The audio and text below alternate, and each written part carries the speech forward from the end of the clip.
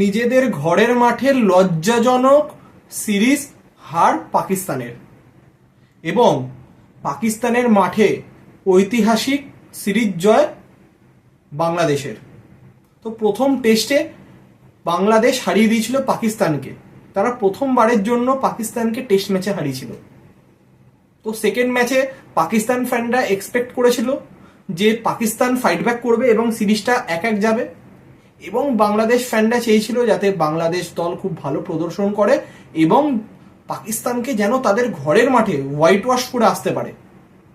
তো বাংলাদেশ সেই কাজটাই করে দেখিয়েছে, তারা 2-0 ব্যবধানে এই সিরিজ জিতে গেল এবং সেকেন্ড টেস্ট ম্যাচ তারা জিতল 6 উইকেটে।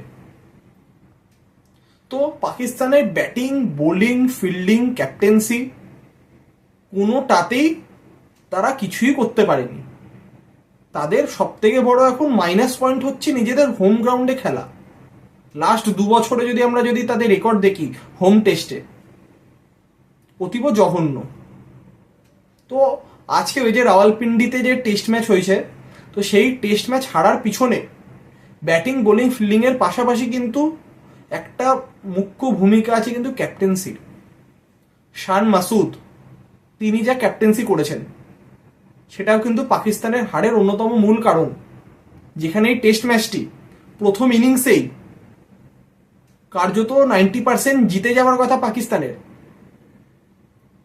সেই জায়গাতে কিছু তার ভুল সিদ্ধান্তের জন্য ম্যাচটা হাত থেকে বেরিয়ে গেছে।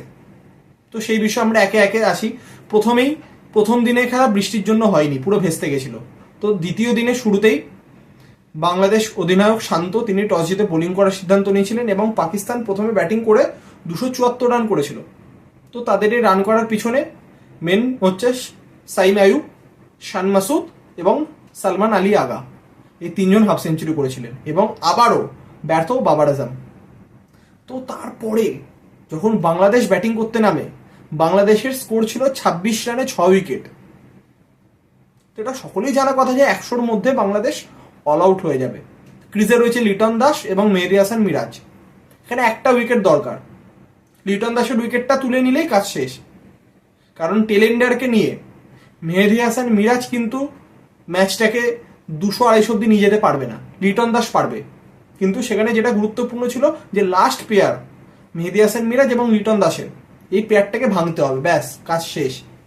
তো সেই জায়গাতে দরকার ছিল প্রেশার দেয়া, কাছে কাছে ফিল্ডার রাখা, সেইখানে ডিপ 5 লেগে ফিল্ডার, ডিপ মিড উইকেটে ফিল্ডার বা থার্ড ম্যানে ফিল্ডার রেখে কখনো প্রেশার ক্রিয়েট করা যাবে না। সব থেকে বড় ভুলটা সেই টাইমে করে শান মাসুদ, তার ফিল্ডিং সেট আপে কোনো রকম প্রেশারই দিতে পারে না। তারা ইজিলি ক্রিজে সময় ব্যয় করে, তারপর আস্তে আস্তে লিটন দাস প্রথমে অনেকটাই টাইম নিচ্ছিল, তারপর তিনি আস্তে আস্তে মারতে শুরু করেন এবং দুজনে দুরন্ত ব্যাটিং করেন। লিটন দাস সেঞ্চুরি করেন, মেহেদী হাসান মিরাজ তিনি সেঞ্চুরি করতে না পারলেও 80-র কাছাকাছি রান করে দেন। যেখানে 26 রানে 6 উইকেট থাকে, সেখানে তাদের স্কোর যায় 262। লিটন দাস সর্বোচ্চ 138 রান করে। তো যেইখানে 100-র মধ্যেই যদি অল আউট করে দেওয়া যেত বাংলাদেশকে, তাহলে পাকিস্তান ইজিলি এই ম্যাচে 90% প্রায় জিতে যেত। কারণ এই টেস্ট ম্যাচে লাস্ট ইনিংসে যদি এই টার্গেট যদি 300 বা 350 থাকতো, সেটা কখনোই ইজি হতো না বাংলাদেশের ক্ষেত্রে। তো সেইখানেতে একটা খুব ভালো অ্যাডভান্টেজ পায় বাংলাদেশ, যদিও তারা 12 রানে পিছিয়ে ছিল। তো সেখানে পাকিস্তানের যেটা দরকার ছিল যে সেকেন্ড ইনিংসে ভালো ব্যাটিং, স্পেশালি বাবার আজমের থেকে, কারণ তিনি বিশ্বের অন্যতম একজন সেরা ব্যাটসম্যান। কিন্তু সেইখানে পাকিস্তান দল সেকেন্ড ইনিংসে 172 রানে অল আউট হয়ে যায়, অতীব জঘন্য ব্যাটিংয়ের জন্য। তো বাংলাদেশের টার্গেট হয় 185, তারা 4 উইকেট হারিয়ে রান তুলে নেয় এবং এই টেস্ট ম্যাচ জিতে যায়। এবং এই যে টেস্ট ম্যাচ জেতার পিছনে আরো অন্যতম যদি বাংলাদেশের প্লেয়ারদের মধ্যে যদি আমরা কোনো স্পেশাল কাউকে নিয়ে আলোচনা করি, সেটা হচ্ছে তাদের ফাস্ট বোলাররা। হাসান মাহমুদ বলুন, রানা বলুন, তাসকিন বলুন, তারা খুব ভালো বোলিং করেছে। তারা দেখিয়ে দিয়েছে যে এই পিচে কোন লাইন, কোন লেন্থে কিভাবে বোলিং করতে হবে, যেটা পাকিস্তান বোলাররা করতে পারেনি, যার ফলে পাকিস্তান ম্যাচে ছিলই না। এই রকম জঘন্য লজ্জাজনক টেস্ট ম্যাচে নিজেদের হোম গ্রাউন্ডে পাকিস্তান যেভাবে হারলো সেটা বহু বছর পাকিস্তান সমর্থকরা দেখেনি। তো বাংলাদেশ অবশ্যই তারা তাদের ফ্যান্সরা খুশি হবে যে বাংলাদেশ দল প্রথমবারের জন্য পাকিস্তানের মাটি থেকে কোনো টেস্ট সিরিজ জিতে আসছে। তাদের নেক্সট টেস্ট সিরিজ আছে 19 তারিখ থেকে ভারতের এগেনস্টে। প্রথম টেস্ট ম্যাচ হবে চেন্নাইতে। টাফ চ্যালেঞ্জ হবে, কারণ ভারতীয় দলও তৈরি রোহিত শর্মার ক্যাপ্টেন্সিতে। এবং উল্টো দিকে পাকিস্তান দল খুবই হতাশ হবে। এখন টাইম এসছে তাদের কিছু ক্রুশিয়াল কল দিতে হবে। দেখেই মনে হচ্ছিল প্রথম টেস্ট ম্যাচেও শাহিন শাহ আফ্রিদি তিনি আনফিট, নাসিম শাহ তাকে দেখেই মনে হচ্ছে তার ওজন বেড়েছে, তিনি আনফিট, বাবার আজমকে দেখেই মনে হচ্ছে আনফিট, তারা ফিটই নয় খেলার জন্য।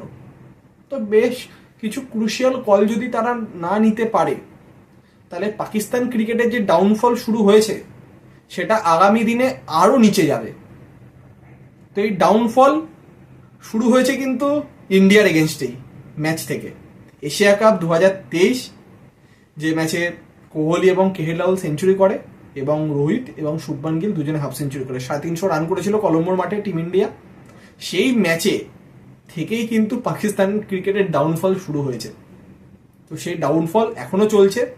যদি তাদের ক্রিকেট বোর্ড কিছু ক্রুশিয়াল কল, কিছু টপ প্লেয়ারকে রেস্ট দেয়া বলুন বা ড্রপ করানো বলুন, কিছু করে তাদেরকে যদি ফিটনেসের দিকে নজর দিতে না দেয় তাহলে কিন্তু এইভাবে চলতে থাকলে পাকিস্তান ক্রিকেটের ডাউনফল আরও হবে আগামী দিনে।